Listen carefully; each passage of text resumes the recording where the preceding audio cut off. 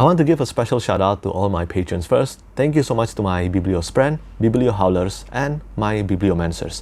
It means a lot to me that you give me your extra support for my passion and hobby. Hi everyone, Petrik here.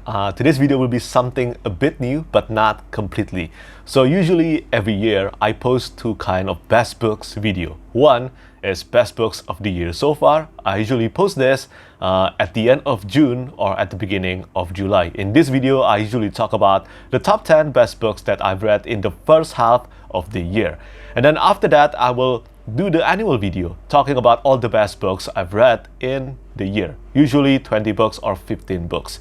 But because I have received plenty of DMs and also requests, and I have asked plenty of you in my recent video whether you would like to see me doing this kind of video 4 times a year or 3 times a year or not. And many of you actually agreed to it, as long that I'm not burnt out by it. So I have decided to do a quarterly favorites. So the way I approach this, in today's video, I'll be talking about the top 5 best books that I've read in the month of January, February, and March combined. And then after that, at the end of June or at the beginning of July, I will do another quarterly favorites, talking about the 5 best books I've read in the month of April, May, and June. And of course, another one at the end of September or at the beginning of October, talking about the 5 best books I've read in the month of July, August, and September. And finally, at the end of the year, I will do the usual top 15 or top 20 best books of the year. I don't know how this will go, so I hope it will be interesting. So this means I will do 3 best books of the year so far video in a year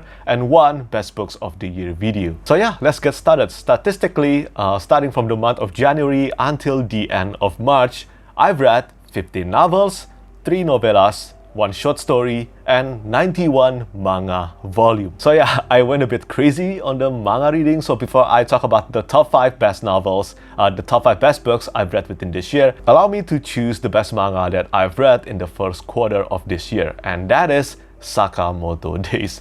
I had so much fun reading this one. This is a John Wick. I don't know whether this is truly inspired by John Wick or not, but let's just say that if you love John Wick, I think there's a good chance you will love this one. This is like the urban fantasy version of it, and it's really good. The humor is great and the actions are incredible. Love the actions so much, and this is still an ongoing series, and I look forward to reading each new chapter. I do not count reread into the equation. If I count it, well, Vagabond will easily win the best manga that I've read in the first quarter. But for new manga series I read within the first quarter of this year, my pick will have to be Sakamoto Days. I think it is just so good. So now let's talk about the best 5 books I've read within the first quarter of the year 2023. And at the number 5 spot, it is The Tyranny of Fate by Richard Swan. This is the second book in the Empire of the Wolf trilogy, and yeah, I love this one. I have really enjoyed reading the first book, The Justice of Kings, and I think The Tyranny of Fate is at least as good as The Justice of Kings. There were a few moments in the middle sections of The Tyranny of Fate where I felt it kind of meanders a bit, and it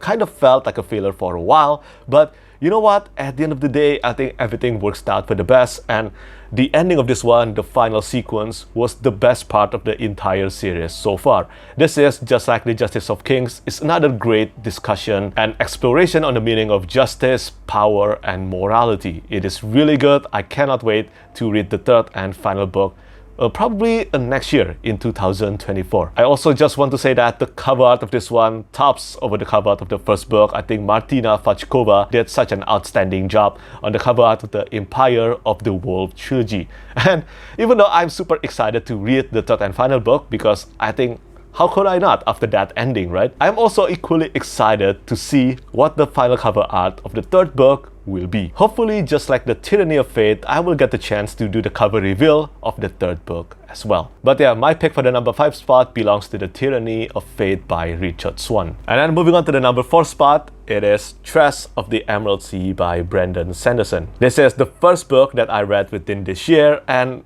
it's quite surprising that this ended up becoming one of my favorite books this year. And I think it will last until the end of the year. I had so much fun reading this one. It's such a wholesome and also whimsical read somehow. And it took me some time to get used to the writing and the narrative in Tress of the Emerald Sea. Tress of the Emerald Sea is also a seafaring fantasy, and that usually well, let's just say that I rarely click with the seafaring fantasy, except maybe The Life-Ship Traders by Robin Hobb or the Tide Child Trilogy by R.J. Barker, but this one definitely is another hit. I have done a full spoiler-free review for Tress of the Emerald Sea on the channel, and yes, I love this one. I've read the second Secret Project novel as well, but this one definitely is the superior book. I enjoyed this one so much, and I think there is a lot of Cosmere implications in this one as well. Even though the story actually kinda works as a standalone novel, I still would recommend readers to dive into this one only after they have read plenty of Cosmere books. At least the Mistborn books. That's all I would say regarding the Cosmere connections. And of course, I have to give my praises to Howard Lyon, who did the interior art and also the cover art of this one. And well done to Dragonsteel for producing such a beautiful physical book. I love this physical book so much, and I cannot wait to receive my copy of the second Secret Project novel. And now moving on to the next spot, we have 11th Cycle by Kian Ardalan at the number 3 spot. This is the first book in the Mistland series. It is a Berserk and Dark Souls inspired fantasy novel.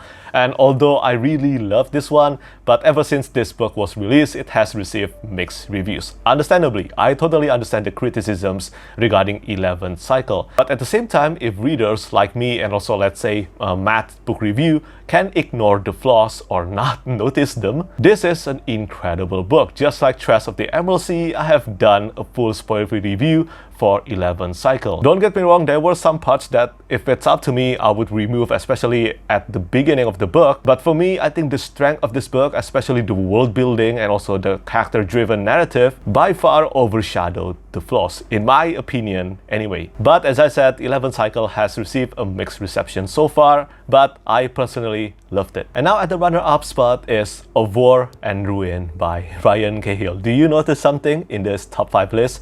So from the ranking number 5 until ranking number 2, these 4 books are books that I actually finished in the month of January. So yeah, January was an amazing reading month for me. But yeah, back to the point. Of War and Ruin is the third book in the Bound and the Broken series by Ryan Cahill, and I think this is an incredibly epic fantasy novel. This book is a chunky one. It's more than 400,000 words long. It is by far the biggest book in the series so far, and it is also, in my opinion, the best one so far. I think Of War and Ruin is actually the first time I gave any book in the series a full 5 out of 5 stars rating. But yeah, I have to give it to this one. I think Ryan Cahill has done such an outstanding job on this book in many aspects. And just like the previous 2 books I just mentioned, I have also done a full spoiler-free review for the Bound and the Broken series. That video is why you should read the Bound and the Broken series / Of War and Ruin review. And you can check that video if you want to know my full thoughts regarding the series so far and also Of War and Ruin. But for now, I would just say if you are someone who are into a classic fantasy that is told in a modern narrative, you really cannot go wrong with this one. The first book of Blood and Fire was alright. It was good, but there was nothing special about it. But starting from the second book of Darkness and Light, that's really where the series started to become something amazing, in my opinion. I love Of Darkness and Light, I love The Exile, and I absolutely love Of War and Ruin. It is for many good reasons that Ryan Cahill and the Bound and the Broken series have been so well received by many fantasy readers right now. It is probably one of the most popular fantasy, self-published fantasy series at the moment. So yeah, if you haven't read this one yet, I highly recommend it. And finally, at the number 1 spot, this is the best books of the first quarter of 2023, and it is one of the best books that I've read. If you have been paying attention to my channel lately, then you will know what book this is. Yeah, this is The Will of the Many by James Islington. I know this book isn't out yet. This book will be released in the month of May, but for me, this book, everything about it just suits me so well. I love it so much. I absolutely loved it. As a huge fan of the Lycanius trilogy, which I think should be more well loved and well known in the booktube community, but as a fan of the Lycanius trilogy, I thought it would need more books in the series before James Islington crafted something as high quality as The Light of All That Falls, the third book in the Lycanius trilogy. But for me, The Will of the Many, the first book in the Hierarchy series, definitely live up to the high quality produced in The Light of All That Falls, even though they are totally different kind of books. I mean, The Light of All That Falls is the concluding volume of a trilogy, and The Will of the Many is the first book. It is also told in the first person narration in present tense, unlike multiple third-person third-person perspective in past tense in the Lycaenes trilogy. But yeah, I love this one so much. It is the best fantasy book with a magical school or magical academy trope or setting I've read since The Name of the Wind by Petrik. I love it that much. I've done a full spoiler-free review for this one last month, so if you want to know my full thoughts regarding this book, make sure to check that review. But for now, I will just close this video and close this list by saying The Will of the Many is one of the best books I've read, and it has a big potential to become the best book of the year 2023. But the competition is fierce. I still have so many amazing books, amazing sounding books I want to read within this year. So yeah, we will see by the end of this year whether The Will of the Many will reign as the champion of 2023 for me or not. So yeah, that's the top 5 best books I've read in the first quarter of 2023. Even though I've read plenty of older books as well, but somehow the top 5 best books that I've read within the first quarter belongs to books that are published this year. Do let me know what you think about this video, let me know what you think about the list, and of course do tell me what are the best books that you've read in the first quarter of the year. As always, thank you so much for watching and thank you for your support. Bye bye. Lastly, I want to say thank you so much once again to all my patrons who keep on supporting me.